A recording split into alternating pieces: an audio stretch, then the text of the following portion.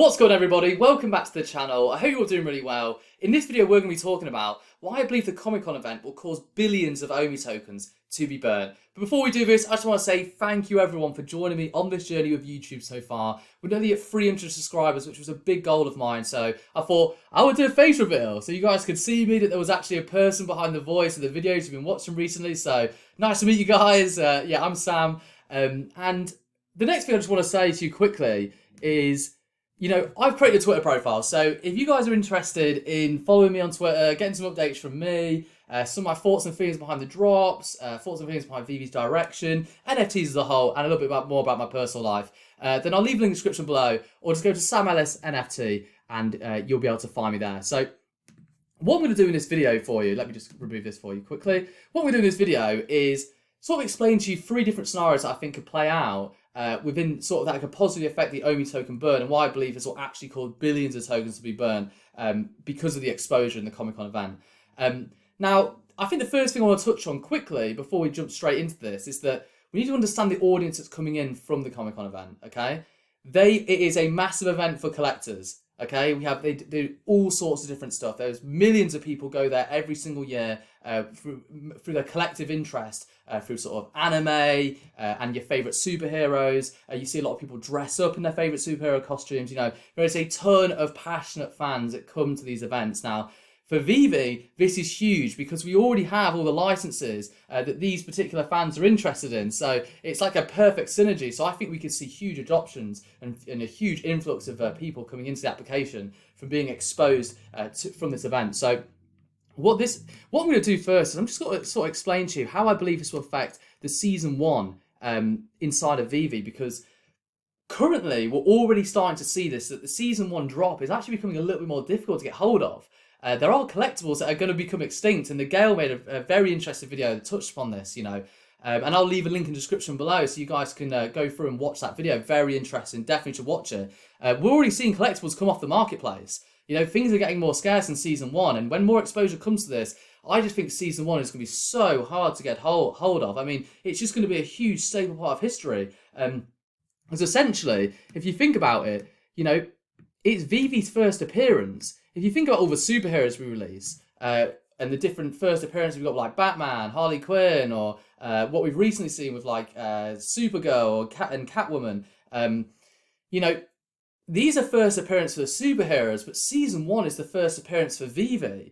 So this is going to hold a pretty significant stance for any serious collector that wants to really adopt and be a part of this. Now, the way this is going to positively affect the token burn is if we can think from Season 1, and let's just say that we went from 300,000 users up to like 750,000, let's say get over doubled. What you're going to find is they're also going to get exposure to Season 1. And they're going to realise this is actually, Season 1 is VeVe's first appearance. Okay, it's their FA. Wow, that was a bad drawing. Anyway, so that's their FA. Now, I think what we'll find is that they're going to come in and they're going to buy up all of Season 1 to hold on to, because they see the vision of VeVe and they want the collectibles. Now, what we'll find is this is going to heavily impact the OMI burn on the secondary market. You have to remember 2.5% of these transactions are going to essentially cater to, is going to be go to OMI burn. Now, it's important to consider that this will also drive up the value of the Season 1 collectibles as well. So we're going to see the price increase because of the users coming in, and this is going to increase the burn as well. So we're going to see this knock-on effect as this Season 1 becomes the first ever appearance of VeVe and ultimately becomes their historical pillar in this journey that they're going to make over the next sort of 3, 4, 5 and so many years they're going to be involved in this collectible space. Now, it's important to remember this as well, because when we think about Season 2, this is also going to have a knock-on effect as well. So these new users are going to come in and they're going to still see, we've got first appearances in Season 2. So this is going to increase the sales within the Season 2. Oh, let me just come back here, sorry. That's going to increase the sales as well within the Season 2 drops that we've already seen on the secondary market. And this is also going to increase the value of them and create this big deflationary effect within the secondary market. And 2.5% may not seem like a lot, but it is a lot if you consider how many users could come over to this and how much they want to collect. You know, you've got to consider this. You know, people are going to want to be involved with this. So I thought this was one scenario to pay out to you, which I thought was pretty interesting to touch upon. Now, the next thing I want to talk about quickly is scenario 2. Now, I've got these sort of drawn out on a paper. I always have a bit of planning with me in my videos. I think it's important to be well planned when you go into videos like this. Now, the next scenario I want to point out to you is when we have the Comic-Con event. Okay, so we'll start off with CC again, and these users come into VeVe, and we'll take the same scenario: 750,000 people getting involved with VeVe.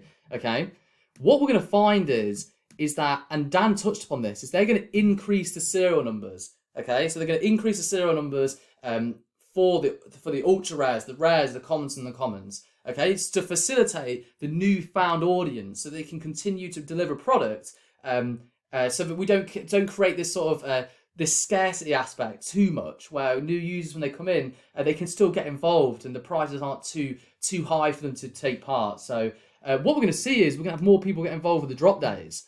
Okay, like I touched upon in my previous video, drop days are going to be a significant part of the collector economy. Okay, so, and we've already started to see this, but it's going to be really significant moving forward as well. So we're going to see them want to get involved with drop days. Okay, they're going to want to get these new collectibles as they come out. Okay, either to get lower serials or just to collect. Either way, they're going to want to get involved.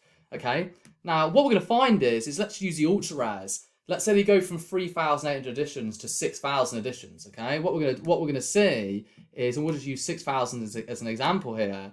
Okay, that's an increase, and if they average $89 a time or whatever, you can start to see how this picture paints out. You know, this is going to increase the revenue, which is going to increase the burn. Now, what we're going to find is this increase in serial is going to cause more OMI tokens to be burned. So we're going to see more OMI burn here, and I think this is going to be significant. We're going to see huge, large, like billions being burned because of the mass amount of people coming into this, and the sort of deflationary effect of the token with its prices being down. We're going to see this really burn. Like, I just think this is going to be significant. Now, we can't really downgrade how significant this actually is. They have this strategically planned out. The team is incredibly smart, and I think this is going to play out so well because the audience is already there. It's just they need to translate this to the people in Comic-Con, or these new different pools of people we spoke about in the previous videos, pools of collectors, to bring them into this, and it's going to positively affect the burn on OMI.